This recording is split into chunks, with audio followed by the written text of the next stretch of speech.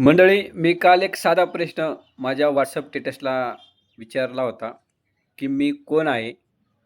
तर प्रश्न अतिशय साधा होता. पण साधा प्रश्न अतिशय विचार करायला लावणारा होता. विचाराचे 2 भाग आहेत. एक पॉझिटिव्ह विचार आणि एक निगेटिव्ह विचार.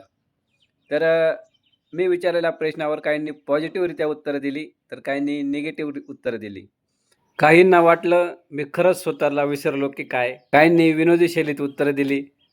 काहींनी अगदी सामान्यरित्या उत्तरं दिली, काहींनी अतिसामान्य उत्तरं दिली, तर काहींनी तार्किक वास्तवाला धरून उत्तरं दिली. तर काहींनी तुम्ही कोण आहात याची जाणीव करून दिली. तर काहींनी प्रश्नाचं उत्तर देणं टाळलं. न बोलणंच काहींनी पसंत केलं आणि आमच्या बायकोने तर मला वेड्यात काढलं, की असा का प्रश्न असतो का? तर मंडळी, जीवनात कधीतरी तुम्ही पण स्वतःला प्रश्न विचारून पहा, की मी कोण आहे? त्याचं उत्तर तुम्हाला काय मिळतं?